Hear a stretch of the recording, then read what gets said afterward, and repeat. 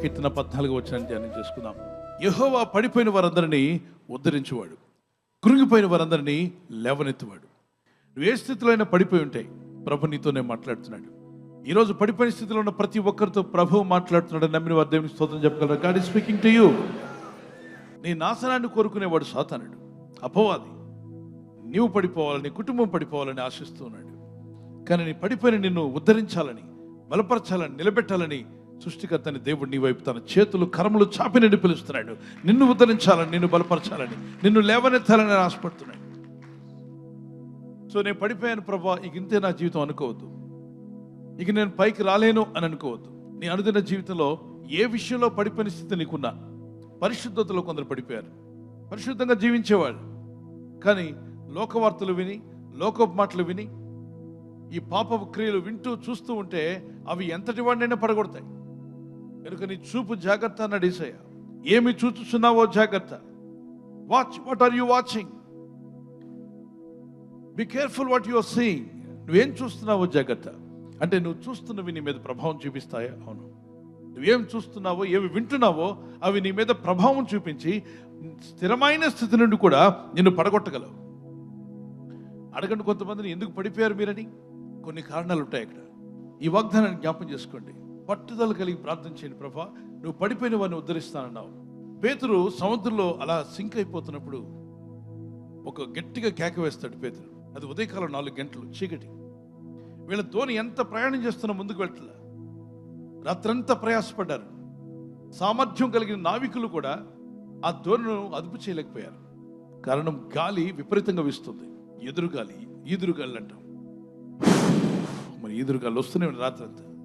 ఎంత ప్రయత్నించినా ఆ సాగరంలో, ఆ సముద్రంలో ముందుకు సాగలేక ఇబ్బంది పడుతున్నారు. ఇబ్బంది పడుతున్న సమయంలో నాకు తెలిసి శిష్యులు ఎవరో ఒకరు ప్రార్థన చేసుకుంటారు. ప్రభా, ఏంటి మేము మునిగిపోతామా? మేము అవతల ఒడ్డుకు చేరలేమా? అద్దరికి చేరే అవకాశం మాకు లేదా? మా జీవితాలు సముద్రం పాలైపోతాయా? మేము రాత్రంతా ప్రయాసపడిన ముందుకు వెళ్ళలేకపోయామే. మాకు సహాయం ఎవరు చేస్తారు? ఈలోగా తెల్లని వస్త్రాలు ధరించుకున్న ఒక వ్యక్తి సముద్రం మీద నడుచుకుంటూ వస్తున్నాడు. దూరంగా కనబడ్డాడు. భూతం వచ్చేస్తుంది అన్నాడు. వాళ్ళు భయపడిపోతుండగా ప్రభు, భయపడకము అన్నాడు. భయపడకండి. భూతాలకు, దెయ్యాలకు మీలాగా శరీర మాంసాలు పట్టుకుంటూ ఎముకలుండవు. వాటికి మనిషిలాగా అవి నడిచి రాలేవు. ఆగండి, నేనే, భయపడకండి అన్నాడు. Jesus said, don't be afraid. ఈరోజు కొన్ని విషయాలకు నువ్వు భయపడుతున్నావు, కొన్ని రోగాలకు నువ్వు భయపడుతున్నావు, కొన్ని సమస్యలు నిన్ను భయపడుతున్నాయి, కొన్ని పరిస్థితులు నిన్ను కృంగదీస్తున్నాయి. పడిపోయిన వారు కొందరైతే పడిపోతారని భయపడుతున్న వారు కొందరు, ఇక లేవలేనని అనుకుంటున్న వారు కొందరు. మీతో నీ వాగ్దానం మాట్లాడుతున్న ప్రభు నీతో మాట్లాడుతున్నాడు. శ్రమ దినమున కృంగితే చేతకాని వాళ్ళు అవుతారట. కాబట్టి శ్రమ వచ్చిందని కృంగిపోవద్దు, శోధన వచ్చిందని కృంగిపోవద్దు, పరిస్థితులు బాలేదని కృంగిపోవద్దు. Don't be disappointed. Ask the wisdom of God. He will show you the way. Where there is no way, He will make a way for you. ప్రభు నడుచుకుంటూ వచ్చేస్తున్నాడు సముద్రం పైన. 4వ జామున వస్తున్నాడు, 4 గంటలకు. శిష్యులు భయంతో ఉన్నారు. ఒడ్డు చేరలేమేమో, చనిపోతామేమో, మా కుటుంబస్తులకు మేము చేరలేమేమో, మా కుటుంబం చూడలేమేమో కుటుంబాన్ని. ఇంత భయంతో ఉన్న వారిని విడిచిపెట్టలేదు యేసయ్య. ఈరోజు బాధతో, వేదంతో ఉన్న దేవుని బిడ్డలారా, ప్రార్థించు. పడిపోయిన స్థితిలో నువ్వు ఉన్నా దేవుడిని చూస్తూ ఊరుకోడు. నువ్వు ప్రార్థిస్తూ ప్రయత్నిస్తుంటే 4వ జామున నీకు సహాయం వచ్చునుగాక. 4 గంటలకు ప్రతిరోజు ఉదయం 4:45 మనం వాగ్దానం వింటూ ఉన్నాం. ప్రతిరోజు ఆ వాగ్దానం అనేకులకు షేర్ చేస్తున్నాం. 4 గంటలకు సహాయం వచ్చింది. ప్రభు ఒక మాట అన్నాడు, భయపడకం. ఏమన్నాడు చూద్దామా? ఈరోజు నీతో నాతో అదే అంటున్నాడు యేసయ్య. వెంటనే యేసు ధైర్యం తెచ్చుకున్నాడు అన్నాడు. ధైర్యం తెచ్చుకోమంటున్నాడు. సహోదర సహోదరి, నీతో నాతో ప్రభు చెప్తున్నాడు, ధైర్యం తెచ్చుకో. Be bold. Don't be afraid of your situations. నీ పరిస్థితులు చూసి భయపడక. ఉద్యోగం లేదని, వ్యాపారం లేదని, ఆరోగ్యం లేదని, ఇంటి వారి సహాయం లేదని, చుట్టూ ఉన్నవారు నాకు తోడుగా నిలబట్టలేదని దేనికి భయపడద్దు. ధైర్యం తెచ్చుకో. దేవుడు మిమ్మల్ని చేయి విడవడు. విశ్వాసం ఉంచి ప్రార్థించండి. మంచి గతి మీకు రానై ఉన్నది. మంచి రోజులు రాబోతున్నాయి. దీవిని ఆశీర్వదించే దేవుడిని మీకున్నాడు. ఆయన దీవిస్తాడు, ఆశీర్వదిస్తాడు, విడిపిస్తాడు. నువ్వు భయపడ్డావా? అనేక విధాలుగా నిన్ను కృంగదీయడానికి ప్రపంచం అంతా ఎదురు చూస్తుంది. అందుకే ప్రభు అంటున్నాడు, ధైర్యంగా ఉండవు, దేనికి భయపడదు. 360 సార్లు పరిశుద్ధ గ్రంథంలో ప్రభు అయిన దేవుడు తన పిల్లలకు, తన కుమార్తెలకు ప్రభు చెప్పిన మాట, be bold, be bold, be bold. ధైర్యంగా ఉండు, ధైర్యంగా ఉండు. చెప్పండి ఒకసారి బైబిల్ పైకి. ధైర్యంగా ఉండు. ఎలా ఉండాలట? ధైర్యంగా ఉండు. ఈరోజు పడిపోయిన స్థితిలో ఉంటే ప్రభు నిన్ను ఉద్ధరించడానికి తన చేయి చాపుతున్నాడు, నేను లేవనెత్తబోతున్నాడు. ఆర్థిక విషయాల్లో పడిపోయి ఉన్నా, ఆత్మీయంగా నువ్వు పడిపోయినా, మానసికంగా ఏ విషయాల్లో నువ్వు కృంగిపోయినా, లేదు నీకున్న పరిస్థితులు నేను పడగొట్టినా, ఎవరన్నా పడద్రోసినా, ఈ లోకంలో ఎవరు నిన్ను పడద్రోసినా నిన్ను చూస్తూ ఊరుకునేవాడు కాదు. ప్రార్థించి మొరపెడుతుండగా పడిపోయిన స్థితి నుండి నేను నిలబెట్టి లేవనెత్తే రోజు త్వరలోనే రాబోతుంది. అది వచ్చి ఉన్నది. నీ కుటుంబం నిలబడబోతుంది, నీ జీవితాన్ని దేవుడు నిలబెడతాడు, నీ బ్రతుకుని నిలబెడతాడు. నిన్ను పడిపోయిన స్థితిలో ఉంచడు, కానీ నిన్ను నిలబెట్టి నిన్ను చూసి సంతోషించే దేవుడు ఆయన. కృంగిపోయి ఉన్నావా? నిన్ను లేవనెత్తులకు ప్రభు ఒక హస్తము చాపి ఉన్నాడు. నిన్ను, నీ కుటుంబాన్ని లేవనెత్తులకు యేసయ్య హస్తం నీ వైపు చాపి ఉన్నాడని నమ్మితే గట్టిగా దేవునికి స్తోత్రం చెప్పగలవా? కలిసి పాడదాం గట్టిగా. అంధకారమే దారి మూసిన నిందలేనను కృంగదీసిన,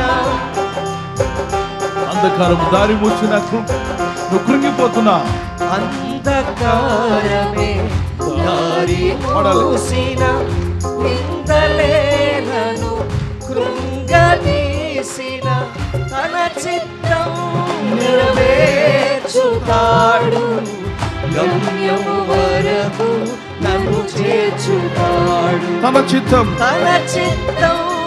నెరవేర్చుతాడు, గమ్యము వరకు నన్ను చేర్చుతాడు. నడిపిస్తాడు నా దేవుడు, శ్రమలోనైనా నన్ను విడువడు. నడిపిస్తాడు.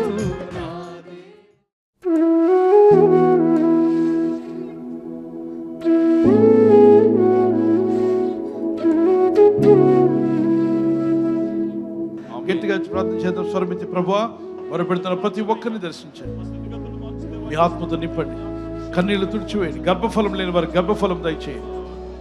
వివాహమై అనేక సంవత్సరాలుగా పిల్లలు లేని వారు అడుగుతుండగా వారికి దయచేస్తున్నందుకు స్తోత్రం. నిరుత్సాహంలో ఉన్న వారిని ఉత్సాహపరచునని, కృంగిపోయిన వారిని లేవనెత్తండి ప్రభా. గుండెకు గాయాలైన వారి గాయాలు మాన్పముందేవా, మాన్పము. వేదనలో కృంగిపోయిన వారిని బలపరచువాడు నీవే. రోగులను స్వస్థపరచుముదేవా. క్యాన్సర్తో బాధపడుతున్న, డయాలసిస్తో, కిడ్నీ ప్రాబ్లంతో, గ్యాల్బ్లాడర్ స్టోన్తో బాధపడుతున్న వారు, అవయవాల్లో కానీ ఎముకల్లో నరాల్లో ఏ బలహీనతున్నా యేసు నామములో అవి తొలగిపోవును గాక. విడుదల మీకు వచ్చును గాక. మీ తల నుండి అరికాల వరకు పట్టి పీడిస్తున్న చీకటి, వ్యాధి, రోగ, బలహీనత ఇప్పుడే తక్షణమే యేసు నామములో మిమ్మల్ని విడిచిపోవును గాక. స్వస్థత మీకు కలుగును గాక. Thank you Lord, thank you Lord. ప్రభు అనేకులు తాగుతున్నాడు, బలపరుస్తున్నాడు, పడిపోయిన వారిని నిలబెడుతున్నాడు. ఆయన చేయి చాపి ఉన్నాడు మీ వైపు. సహాయం చేసే దేవుని చేయి నీ వైపు చాపబడింది. నీ ప్రజలను బలపరిచి నీ రాకడకు సిద్ధపరచమని యేసుక్రీస్తు పరిశుద్ధ నామములో అడుగుచున్నాము మా పరలోకపు తండ్రి. ఆమేన్.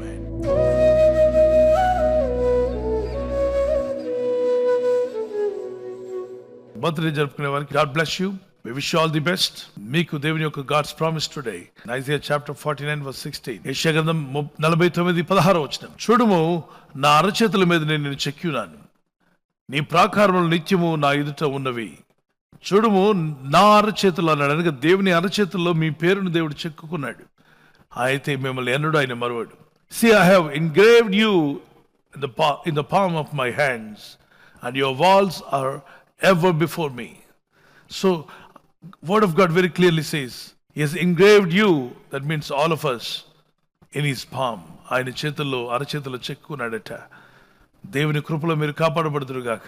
దయాకిరీటం దేవుడు ధరింపి చేసి మిమ్మల్ని ఆస్వాదించాలని మా ప్రార్థన. We wish you happy birthday to you, many more returns of the day. God bless you. Anniversary జరుపుకునే వారికి కృపను మీకు దేవుడు దయచేయునుగాక. మీరు వర్ధిల్లుదురుగాక. భార్య భర్తల మధ్యలో ఐక్యత, ఏక మనస్సు, ప్రేమానురాగాలు దేవుడు అనుగ్రహించి ఏక మనస్సుతో మీ కుటుంబాలు ముందుకు సాగాలని ప్రార్థిస్తున్నాను. మీకు వాగ్దానం లూకా సువార్త 2:14 ఆయనకి ఇష్టలైన మనుషులకు భూమి మీద సమాధానం కలుగును గాక. Peace to those on whom his favor rests. దేవుని ప్రేమ, దేవుని కృప మీ జీవితాల్లో, ఆయనకు దయ మీకు కలుగును గాక, సమాధానం కలుగును గాక.